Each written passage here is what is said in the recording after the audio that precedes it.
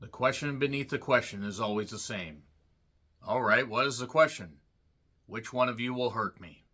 Woman of the Hour is a Netflix original directed by and starring Anna Kendrick. Yes, from Pitch Perfect and so many other great roles. Anna Kendrick is nearly 40 years old, is absolutely just goddamn timeless. She can do anything. She truly is an A-list talent. And she's sitting in the director's chair to tell this story of Rodney Alcala, basically one of the most prolific serial killers in the U.S., at least, I guess, of modern times. I guess if you can qualify that as modern times. It takes place in the 70s and revolves around, jumping around a couple different time periods to tell Rodney's story and also to tell Anna Kendrick's Cheryl's story, because she is a struggling actress who appears on The Dating Game. Remember that show? Bachelor number 1, Bachelor number 2, Bachelor number 3. I want to play really dumb because 70s sexism.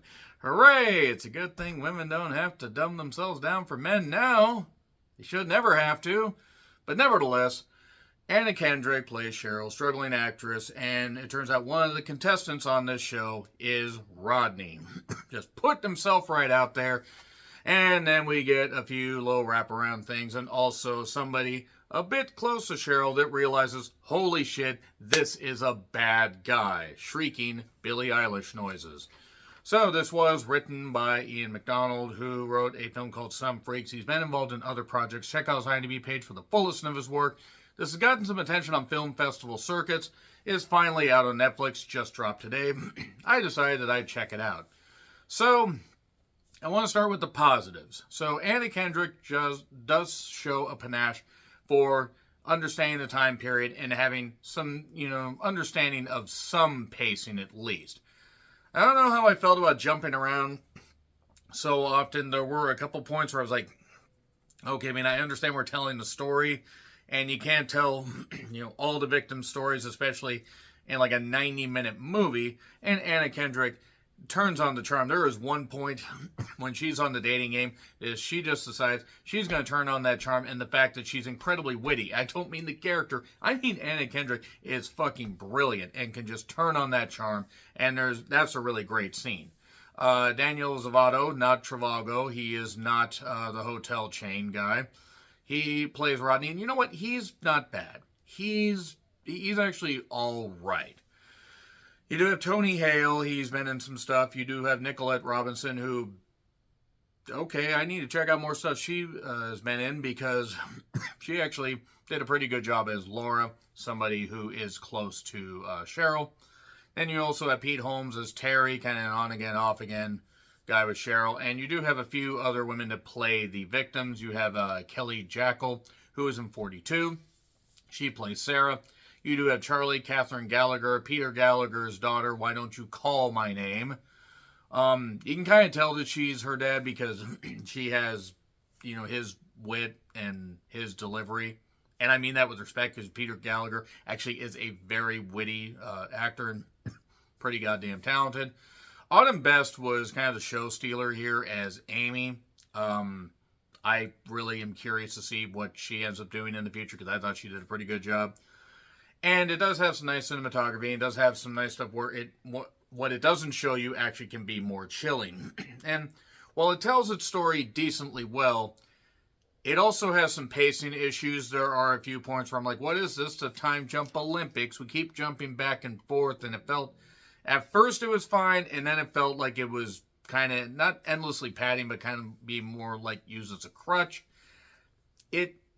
It isn't bad. It's pretty well made, and it gets, there's enough to recommend here. But it feels like while it's trying to dive into its subject, it doesn't want to dive into it too deep. It feels like it wants to tell a story, but it's also being restrained. It's unsettling at times, but also uneven. There are moments that absolutely pop off the screen, and then there are others that kind of feel a little bit dull. There are some great, there's some great dialogue delivery, especially between Anna and Daniel, especially towards the latter half of the movie. And since it isn't just telling Cheryl's story, it is nice that they touched on the lives, or at least on what happened to these three particular victims. And I'm glad they didn't focus on more, because then it would have gotten really messy. But yeah, I liked it, but it does have some issues. Now, it may play better to people that either live during this, or for women that have experienced something like this, that have escaped the grasp of a serial killer, or escaped a bad date, an awkward situation, that kind of stuff, or really anybody that has escaped that stuff. And there's enough to recommend, but it's not great. It's good, just not great. So that's kind of where it misses the mark. And that left me just a little bit hollow, but there is enough to recommend here. I am going to get into spoilers, but read up on Rodney Alcala. You will understand, based on a true story, read up on that and find out a little bit more, about, find out more tidbits. It'd be way too much dark shit to dive into, but yeah, certainly something worth checking out. Anyway, 3, 2, 1, and spoilers. So, there was one line, though, from Sarah, and I thought Kelly Jackal, even though she wasn't in the film all that long, did pretty good. We go to Wyoming in 1977. You could have gone to Wyoming now, and it would have been the same thing, i.e. basically nothing. Name the capital of Wyoming, seriously. Name anything about Wyoming besides the fact Eric Bischoff lives there, apparently. I knew he was risky, but fuck it, everyone's risky. And yeah, she's not wrong. She was talking about leaving a guy that she'd gotten pregnant with and stuff like that, but he ends up, Rodney is taking her picture. That's how he gets him. He ends up killing her. Kind of chilling. They do cut away from some of that stuff, but then he revives her just to kill her again. That's just how sick of a freak he is. So, Cheryl ends up, Anna Kendrick really does shine in this. Once again, Autumn Best does a pretty good job. But she's struggling, stealing money from, laundromats just to get by. She ends up meeting Rodney. Rodney basically is going to make her a subject for his photography. And Cheryl takes a gig on the dating game and is told to play dumb and everything. Play dumb by the guy named Ed, the host. Tony Hale actually does a pretty good job there. And then we go to Charlie in 1971 in New York City. That is played by Katherine Gallagher, who doesn't really get much of a chance to do anything. She's kind of killed off pretty quickly. I was like, oh, okay. I mean, I know we have a short runtime, but there were other certain scenes I think we could have cut down a little bit on. I'm like, yeah, whatever, it's fine. I mean, I don't know. The more I think about it, the more I'm down on it, but there is so much to recommend in this. Then we go to the LA Times in 1977. And Rodney has pictures he's showing off. There's a guy named Mario that is like the new guy that is trying to tell. It's like, hey, the police are here. The police are possibly looking for him. And we're jumping around back and forth. We do jump around to the Amy stuff. Rodney basically, it turns out Laura actually knows Rodney pretty well. Because Laura's sitting in the crowd, sees the three bachelors. Bachelor number one's kind of an idiot jock to an extent. Bachelor number two is pretty much a sexist pig. The characters, I'm not talking about the actors. And once she sees Rodney, she starts having flashbacks, bad flashbacks. She was at a party. Her friend Allison was kind of left alone with Rodney, and he drugged and R'd her. I'm not saying the word. Please don't put the word in the comments. I don't want to trigger a possible ban. So there are certain words that can get flagged. But Rodney killed Allison. Laura even filed a police report, and that never necessarily worked. Anna was charming as fuck during this one point where she was just throwing these questions rapid fire, turning the charm on, and turning the misogyny back on the misogynist. Now, that was pretty goddamn good. Rodney, of course, answering all the questions right. And Nicolai was killing it here. She was killing it as a friend desperate to just be heard because she knows what Rodney did. She can't totally prove it, but she can prove it just enough beyond a reasonable doubt to hopefully stop him from killing people. But there's a point where the assistant basically says, the question beneath, the question is always the same. All right, what's the question? Which one of you will hurt me? And you can see, and I wish I remember the actress's name. She was a little bit older. She played that with pain in her eyes perfectly. That was a good scene. This leans on some really, really good stuff and touches on it enough. Ironic. Probably should have picked better wording there. But then it pulls back. It's restrained. So she ends up picking Rodney.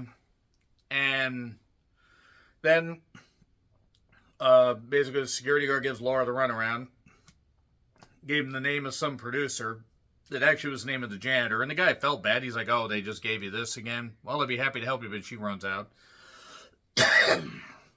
So then we go back to when he's talking to Amy. They, I assume, go on Route 66. And Amy gets attacked. And then we cut away from that. I wrote down as a bit uneven. Rodney kind of lays it on a bit thick and creeps Anna out because this idea is, oh, they won this all expenses paid trip. Which may be for show, or maybe they're actually going to do it. But Anna's like, she wrote down her number, but she didn't memorize it because she's not going to go anywhere with him. And he's like, well, I guess I'll see you around. Then you're going to get your fucking head bashed in, is what he whispered. It's like, what? Nothing. See, because he's starting to slip. He's starting to crack. And then she ends up escaping because there are other people in the periphery, so she's able to escape. Laura basically cannot get the police to really do anything. She does get an apology from her guy for not necessarily believing her. Cheryl then decides to pack up and head back home.